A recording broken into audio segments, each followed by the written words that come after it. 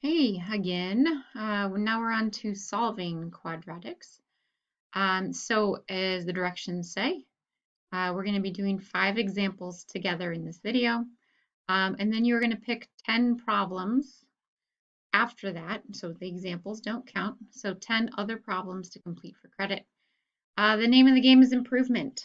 So you want to pick questions that will help you improve your skills. So obviously they get sort of harder as you go.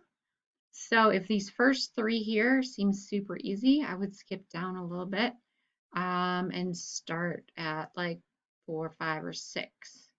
Okay, because those ending ones really would indicate whether or not you're an A student in here. So you need to have those really harder questions down pat if you would like to get an A. So some of these may not be factorable either, so you have to keep that in mind. Okay, so solving. Solving is different than just plain old factoring. So far we've just factored. Now we're going to solve by factoring. Okay, so these first questions are just showing that after you have factored, then you can solve the equation. So the equation meaning that you have an equal sign. The last couple of videos we were dealing with expressions and then we were simplifying those expressions. This is an equation that we started with. Now, the reason why you have to set it equal to 0 is in order to use the zero product property. So it's important to understand why we set it equal to 0. It's because the only way that you can multiply to 0 is if one of these factors is equal to 0. So we're going to use the zero product property by factoring the quadratic into 2 binomials. And then you're going to set each of those equal to 0. So you set x plus 1 equal to 0 because if this is 0, the product would be 0. You're going to set x plus 4 equal to 0 because if this whole thing was 0, then this product would be equal to 0 as well. So once you do that, obviously it's pretty straightforward. You get x equals -1, subtract 4, x equals -4. Now, a lot of you probably did a little memorization tool, which I am going to recommend you stop memorizing things and that you start understanding them. As math gets more complicated, you're going to have a hard time remembering all the different rules if you don't understand what they are. Okay, so some of you probably memorize the fact that, oh, whatever I get in my factors, I just do the opposite here as my x values. That doesn't always work. So you want to get away from that and start thinking about the zero product property, that each of these factors needs to be equal to 0 in order to multiply to get to a 0. So for example, on the second one, so this one is just factoring out a GCF of 2x. So if you know the zero product property, this is not a big deal because if I'm multiplying by 0 here, that would mean that 2x is equal to 0. And therefore, if x is equal to 0, I get a product of 0. The other option is this is not going to be 5. Okay, that is not going to be 5. It's that you're going to set the expression 3x minus 5 equal to 0. Again, if this is 0, then the whole product would be 0. And then you solve from there. So I'm not going to show all the steps, but you would divide by 3. And so your answer is actually 5/3. So if you simply memorize the fact that you're going to do the opposite signs like it works here, it's not going to work in either one of these cases. So you do have to understand what you are doing in order to apply the rule. Okay, other thing, we are going to keep things in fractions. Okay, no decimals when you can write the answer as a fraction. Don't worry, we'll work on it a ton this year, and I will force you into it, I promise. Okay, next. So example 3 and example 4.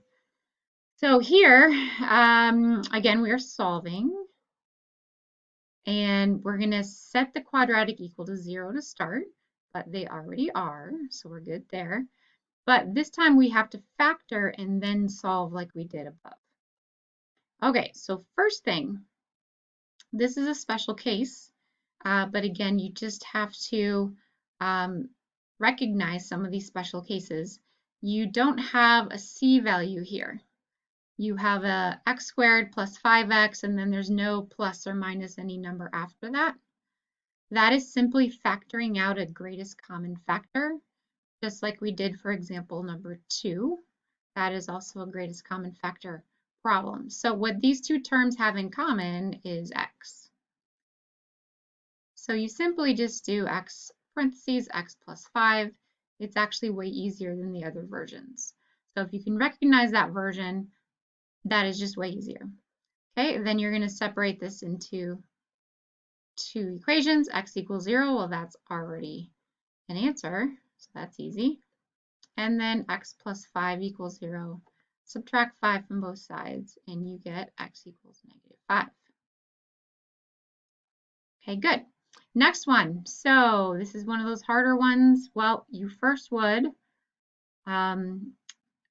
see if there's a GCF, or a greatest common factor.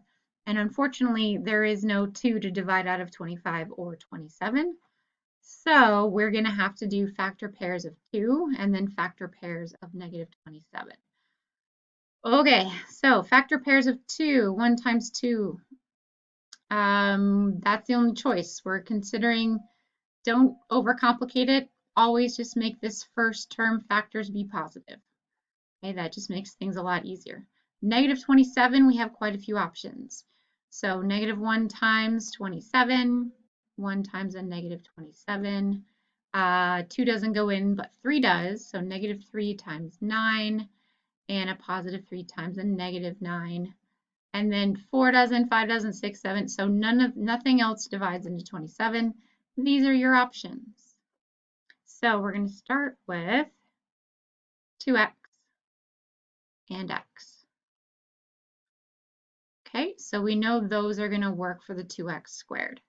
So now, as we talked about in the previous video, we're going to focus on multiplying 2x times the last and this x times the blank here.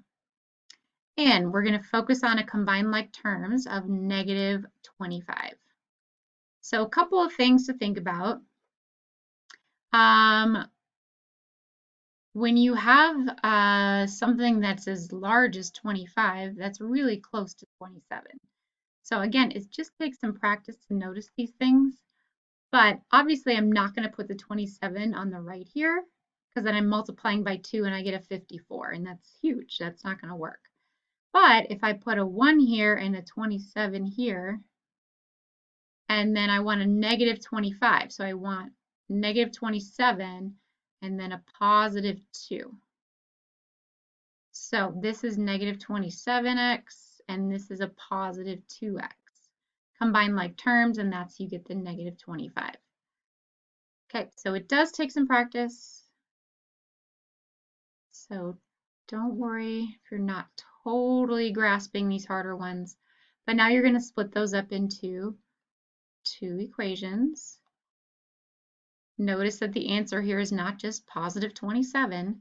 So you add 27 to both sides, and then you divide by 2. So x is going to be 27 over 2, and we are going to leave our answer like that. Okay, and then over here, this one's easy. X plus 1 equals 0. Subtract 1 from both sides, and x is -1. Okay, so there's that one.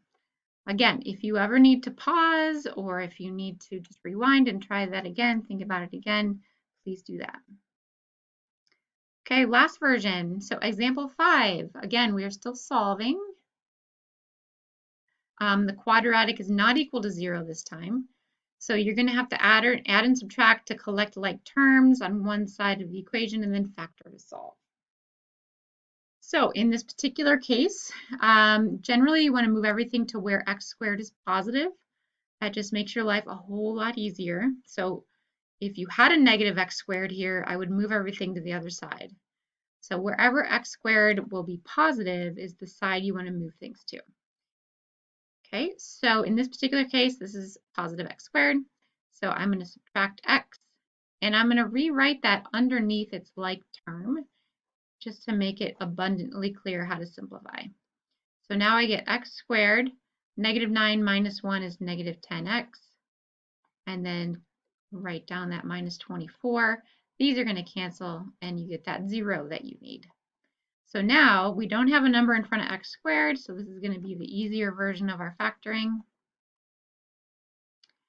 All right, so factors of negative 24.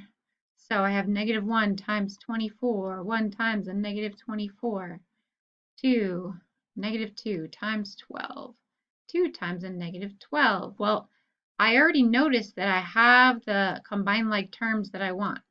So then I can just stop writing down my factor pairs. So negative 12x plus the 2x is going to get you that negative 10.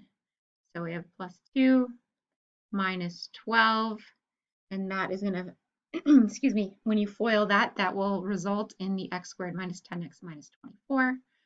And then after that, you split it up into, again, 2 equations